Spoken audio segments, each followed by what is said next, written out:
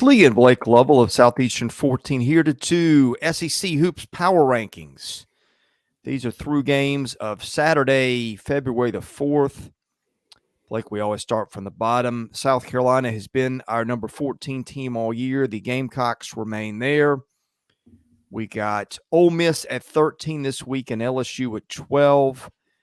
I don't know how much we can really elaborate on these teams without being a broken record. I will say I've been a little bit more encouraged with LSU's play of late, but bright spots are getting hard to find for these three teams.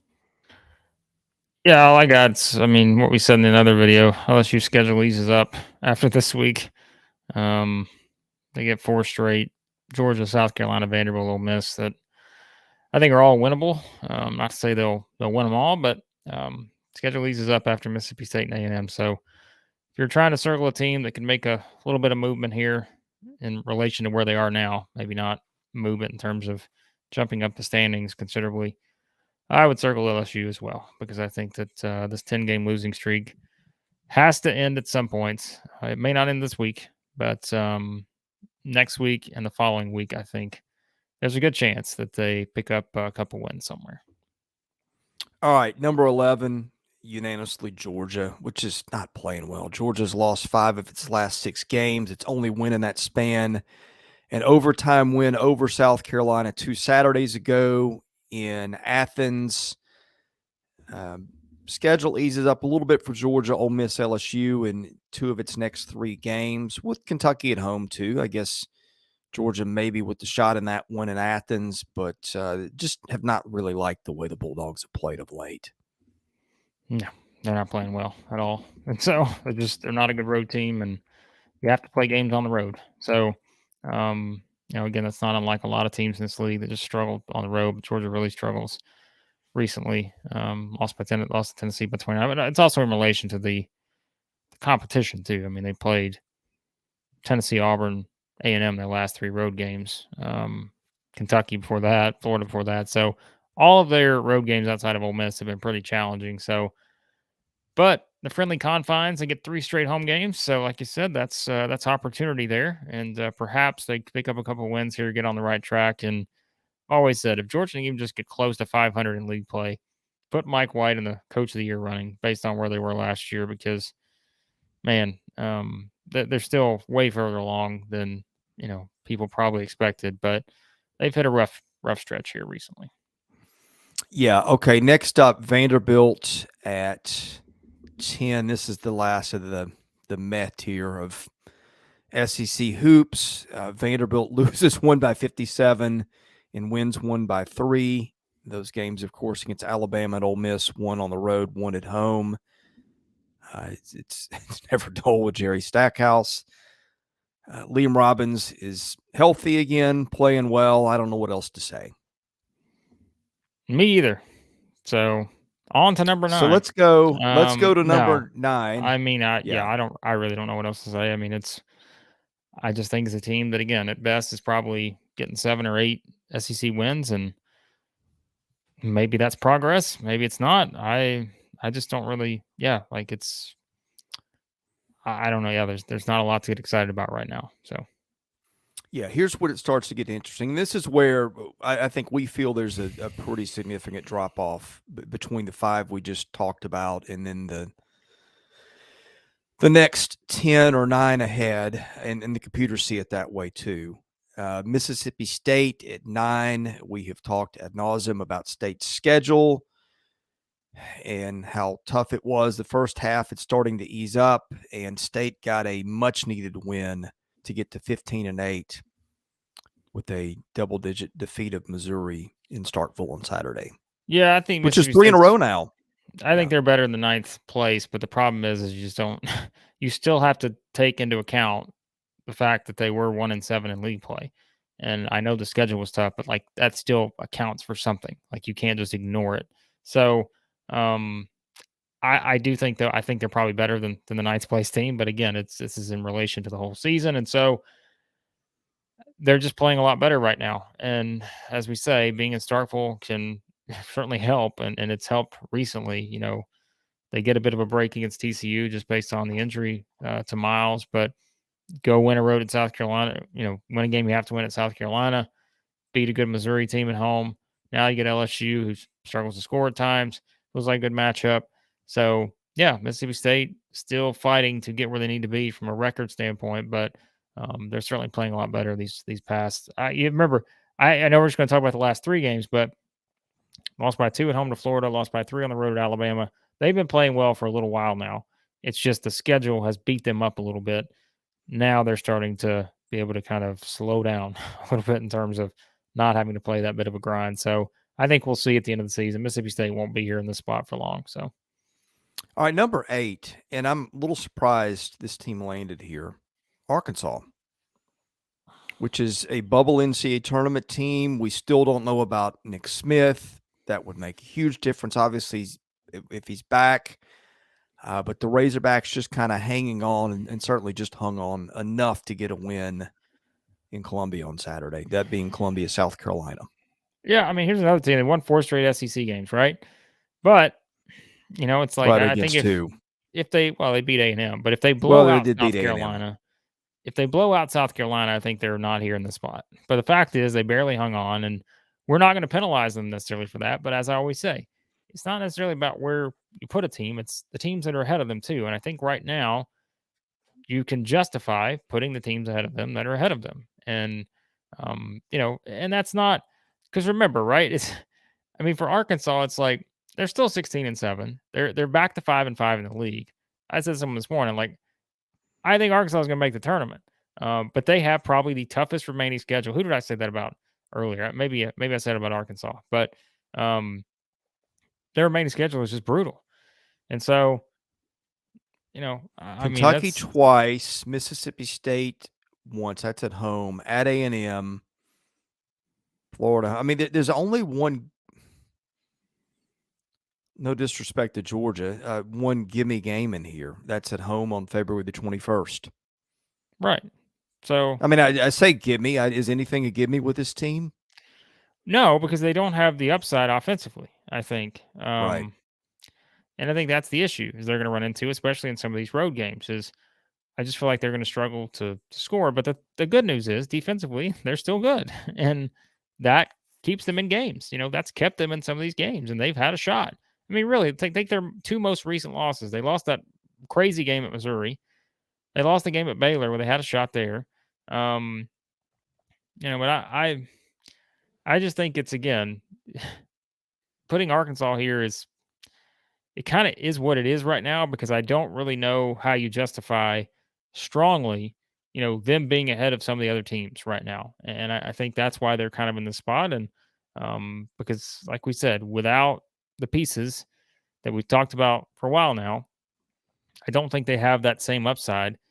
And they've won the games they've had to win here to get back to 500. Now is where we start to see where Arkansas is going to move in our rankings each week because this is the Yeah. stretch where it sort of begins to tell us who they are as this team is structured right now. Who is this Arkansas team and how much, has that ceiling either lowered or going up maybe further than we thought? That's going to be determined with these final, 8 games here.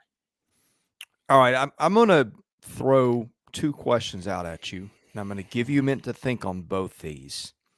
Question number 1, what is Arkansas's ceiling in our power rankings into the season? Question 2, how much or do we see Nick Smith again? I'm going to give you a second to think about those because I want to give a shout out to our partners at Brothrow. Betting $11 to win $10 stinks. With Brothrow, you bet 10 to win 10. It lets you bet in all 50 states because it's not the house. Bettors have a fair chance at winning. It is the only sports betting platform that doesn't take a cut of every bet. No deposits, no minimum bets, no need to connect your bank account. Bettors pay each other directly. There's a hassle-free sign-up process that gets you in the action in seconds. Go to brothrow.com/SE14. Once you're there, join our private group and play along with us. Okay, your answers to the questions. Do I need to repeat the questions? Maybe.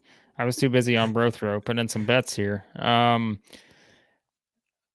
mean, the Nick Smith thing, I don't know. we've said all along, it's just, it's speculation right now.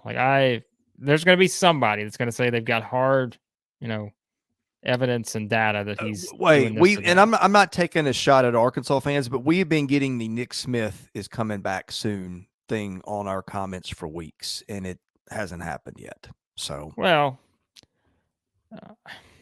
I don't know. We'll see. Um, I don't know. I think right now I'm of the belief that I guess believe it when I see it. So, and that's not knocking anybody in this situation. I've explained my stance on this before. Like, I get it. I get what he's doing. If I if I'm in that position, as I it's the said, Darius Garland. it's yeah. I mean, it is kind of a very similar situation. So totally understand from both parties why both parties have their reasons and their own sort of thing they value the most, and I think it's understandable. So that I can't give you an answer on that because I honestly have no clue. So um, yeah, I don't know. I've always been the belief of they're not going to take a chance. So read into that what you will. I just feel like if there's any chance whatsoever, I just I don't know that they're going to risk that. It's my opinion. But Arkansas, how high can they be in the power rankings? Well, given the schedule they've got left, I mean, I think Arkansas can get up to. I think they can get up to 4. Yeah, I think that's probably as high as they get, and the reason why, and I'll explain here in a second. The team I think that's not really going to move down all that much, and it may be one yeah, that surprises people, but I think probably 4 is as high as they're getting. But in that sense, I mean, if they're at 4, they're easily in the NCAA tournament probably, and yeah. yeah, and the schedule will certainly put them in a position where they will be able to test themselves and yeah, I mean, come up with a lot of quality wins, so they can absolutely get much higher than they are right now. All right, we got a discrepancy on this one. The balance is we've got them at 7. That's the Florida Gators, and the discrepancy is resume versus how good are you. That it's the battle between the predictive computers, which consistently have Florida in the top. I mean, I say that's one way you could reconcile it. That might not be your reasoning. The predictive computers have pretty consistently got Florida in the top 50. Again, when I've watched Florida lately, the Gators played well. Of course, took down Tennessee last week and had a shot to do the same thing in Lexington. I want to see Florida win some more big games before I move them up further, but it's defensible. I mean, you know what I'm doing now. You know why I'm starting to change my rankings around a bit. We're trying to get back to what worked here, all right? Meaning the reverse mojo for the Fighting Dennis Gateses in Columbia, Yeah, you're Missouri. sandbagging your client. I That's what you're picked doing. them to beat Mississippi State, so I'm starting to go back to what worked, and that's put them lower because that way, you kind of just you come out of nowhere. And um, yeah, I put Florida ahead of Missouri for that reasoning. Chris knows why I did it, but if you look at these two teams right now, it's like, all right, if we use the line I always go to, neutral floor, give me a neutral floor right now between Florida and Missouri. I mean, be honest with you, like, the way Missouri's playing away from home is not great. And so I think that would give you a little hesitation, but it is the overall picture. And for Florida, it is a 13-10 team. And, you're going to look at that number and say, man, they still only got 3 more wins over 500 now. We played 23 games. But I think it's how Florida's playing that can still be very impressive. Um, as we said, they've lost some close games. I mean, really think about it now. In SEC play, they've got what, 4 losses? 1, 2, 3, 4, all 4 by 5 points or less. So, they've been right there with a chance to win all these games they've lost. And so I think that's something to keep in mind here, even though I think the Kentucky game, as we said, was kind of, Kentucky's got double digits there, but Florida made a run. But I think the Gators are playing better. And I think that's something that, they don't have a lot of room for error at this point because, like we said, they have to avoid that number going up much further on the right side than the left side because they're at double digits now and they've still got, you know, theoretically they've still got at least 9 games to play because they've got 8 conference games in season. They've got at least one in the SEC tournament. So, I don't think Florida getting to 14 or 15 losses is going to put them in a great position. Although I still think, given their strength of schedule, they've got a shot. The good news for Florida: Vanderbilt, Ole Miss, Vanderbilt, Georgia, LSU. 5 of their final 8 games are right there. And if they can win all those games, not going to do a lot for their resume. But as we said, they got to avoid adding a lot more to that right side of the column. And so Gators are playing better. So yeah, I think they are moving in the right direction. It's a numbers game now for Florida, and that's really what you're looking at here as they go the rest of the way. Well, you may be right. Honestly, as I look at this a little bit more, quality wins over Tennessee and Missouri, both those at home. Mississippi State on the road may end up being it is a quality win. It may end up being a win against a team that sneaks in the NCAA tournament. I've given more deference to Missouri based on bigger wins, Illinois, and some of the ones we've been over already, but it's very defensible. Anyway, no need to belabor the point. I do have Missouri. We do have Missouri on balance next at 6. I don't know what else there is to say here. We've talked a lot about the Tigers. They got a big stretch coming up too. Well, the big problems for Missouri, and as you guys know, we've been really high on this team all year, higher than most in the public, higher than Missouri fans have been. I think so. Have we been high on Dennis Gates? I'm not sure. I mean, I know a guy, but some people think I'm high when I'm talking about Dennis Gates, but here it comes. That's another dispute. But I can't wait for their next upset because you'll just unleash again, and that'll be fun. Yeah, let's just see if they make the tournament. If they make the tournament, I'm just holding off on some stuff. So, okay, Tigers, we have a couple requests. We'd like you to play better on the road. We'd like you to play a little more defense. The defense wasn't really the issue in Starkville. It was more the 3 wasn't falling. But anyway. Yeah, they got a big stretch coming up. Tennessee, Auburn on the road, A&M, Mississippi State at home. Those are the 4 final show me games for Missouri. Because I like it. I'm just saying, because everything else, right? South Carolina, Georgia, LSU, Ole Miss. Those 4 aren't doing anything but hurting your resume. So you got to win all those. And 2 of those are on the road. But they need to pick up a little more quality here with, even if that's beating A&M, Mississippi State at home, even if you lose at Tennessee and Auburn. Look, they got South Carolina. Let's not skip over South Carolina next, all right? Because as we said, that can just destroy your resume in one evening right there. But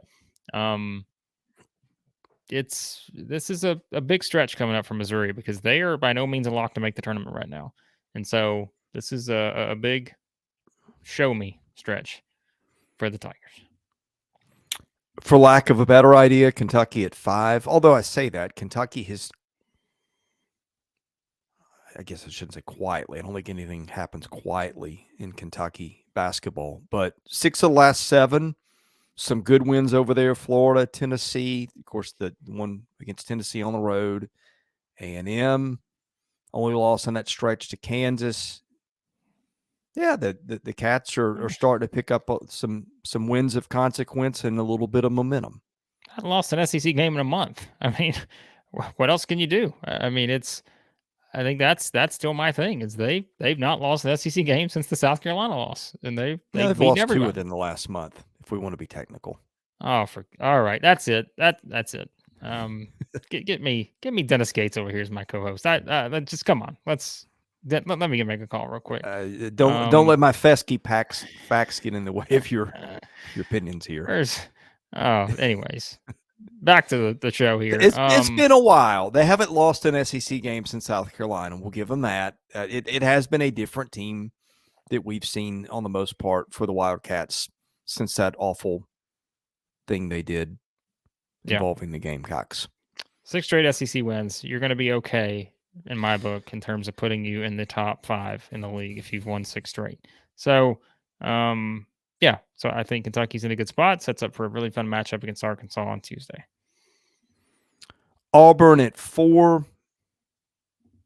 I could argue we got that one wrong. And put with Kentucky who? At 4. Well, I mean, look, I They're think a both lot of 7-3 in the league. Kentucky has probably got more, if you want to go quality wins, maybe more than Florida now. It's close. Florida. I mean, Okay. I mean, Yeah. You're talking about Auburn. Auburn and Kentucky. Excuse me. I don't know who we're talking about anymore. I don't either. LSU, South Carolina. Come on, don't confuse me more. Have a I habit mean, of that. I will be thinking one team and just something else comes out. all I right. don't know So why. Auburn. Yeah, I mean, in SEC play, Auburn's beaten Florida, Arkansas, Mississippi State. Everybody else is just kind of, bottom tier teams. But I'm not ready to just penalize Auburn completely for losing a 46-43 game at Tennessee. So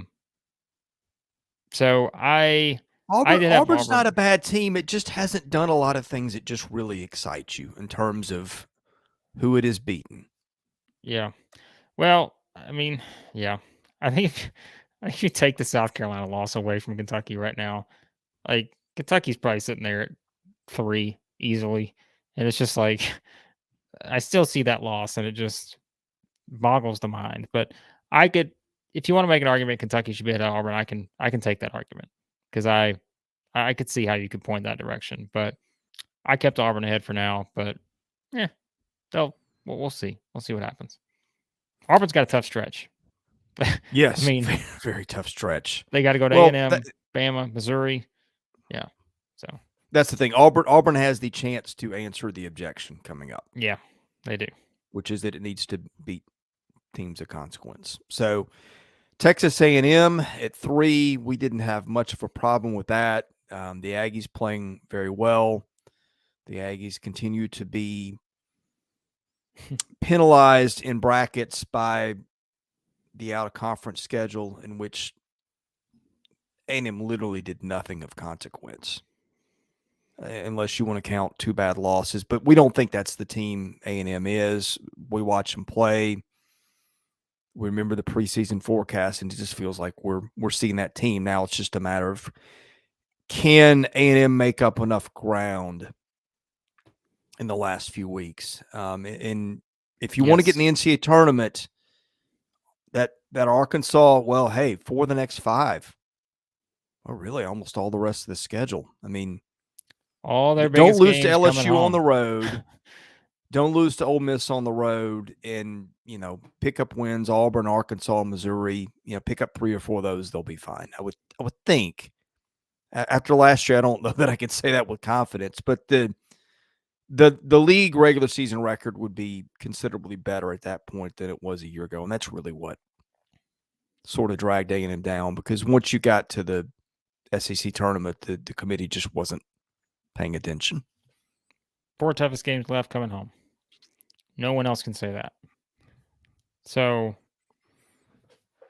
I think when I said earlier, I think Arkansas as high as they can get is 4, it's because I don't think A&M's dropping below 3 anymore. This is my bold prediction for the rest of the season. I think they're staying right here. Like, I don't think they're going anywhere. Now, you know what's going to happen because I said that.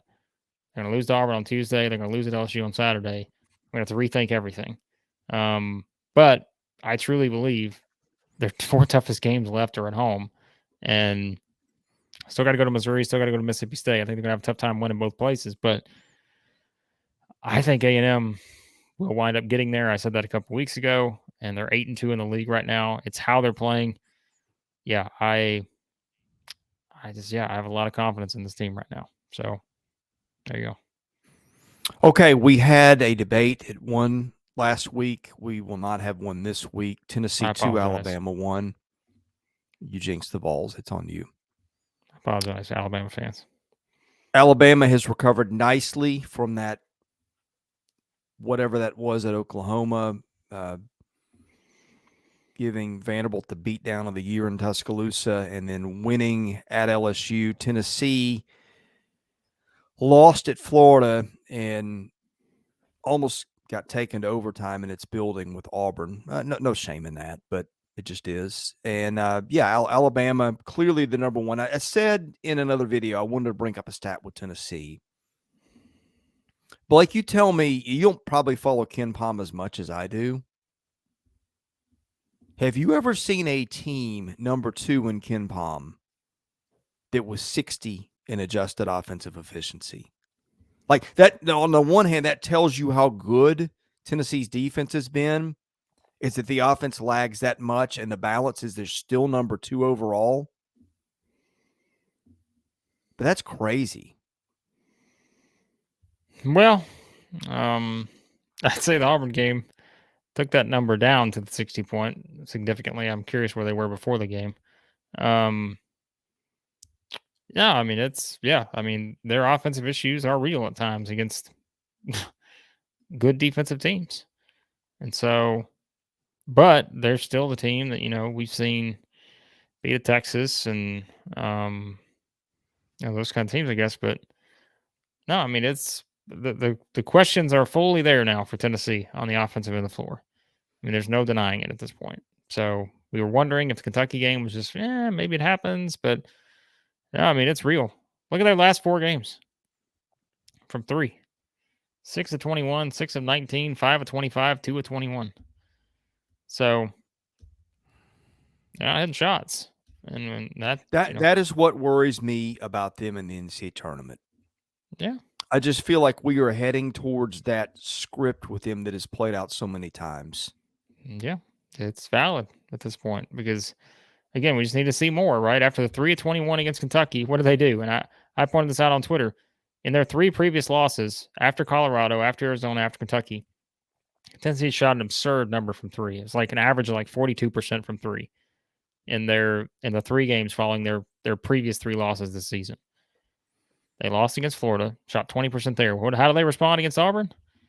9.5%. A little far away from that 42% that they had been averaging in their first 3 losses after the game from 3. So that's worrisome. So yeah, I just think Now, that's go ahead. Sorry. No, I mean, I think that's it. Like that's not great. And they got 3 of those games have been at home. They're not shooting the ball well at home. That's not good. Here's a stat that's incredible, though. This is the flip side of the Vols, and if you want to say we're wrong and it's a Final Four team, hey, you might be right. I tend to have worries about teams that, because if you're gonna win the tournament, you're gonna need to win 6 games, and the odds of Tennessee going through and having 6 games where they don't have a clunker in there that costs them, that's my concern. But the flip side, not adjusted efficiency where the Vols are still number 1, but just raw efficiency, like how many they actually give up. 80.1 points per 100 possessions. Number 2 in the country in raw efficiency is Rutgers at 86.4. That is an unbelievable gap. Like VCU, number 10 in the country, 91.8. The number 10 defensive team in the country is giving up 11 more points per 100 possessions than Tennessee. That is, I wonder if there's been a bigger gap in teams in raw efficiency in the history of Ken Palm. That is incredible. Yeah, I don't know. All I know is they got to be better on offense if they're going to make a run. Because you can say, it's one thing to say this is a Final Four team, but if you can do it with strong evidence and confidence right now, hey, good for you. Because I can't at this moment. Like I was getting there not long ago, but now I'm questioning some things. But yeah, I don't know. We'll see. Number 1, Alabama. I don't know what else there is to add with the Tide here, other than what was the stat that you said in our recap? They've won 8 of 10 SEC games by double digits. Is that what it was? 9 of 10. Yeah, not bad. So that'll work. I mean, yeah. I mean, we said we want to see how they responded. They responded with a 57-point win and 10-point win. That'll do. So that'll do. Now the schedule, next 3 games are tough. So 10-0 for the Tide, and in a pretty remarkable season thus far. So parting thoughts. We will have lots more on the channel, as you know. So be sure to hit that subscribe button. We will have our predictions for the midweek games, and then, of course, heading into the weekend, a big weekend of games, headlined by Alabama and Auburn. A lot of other stuff on the channel for Tennessee fans. Just did a Tennessee baseball preview. That's there. We got other baseball previews. We got some coach interviews, baseball wise, coming up. If you're an Auburn fan, we're gonna have Butch Thompson on Tuesday, so that's one you look forward to. South Carolina fan, we got Mark Kingston coming.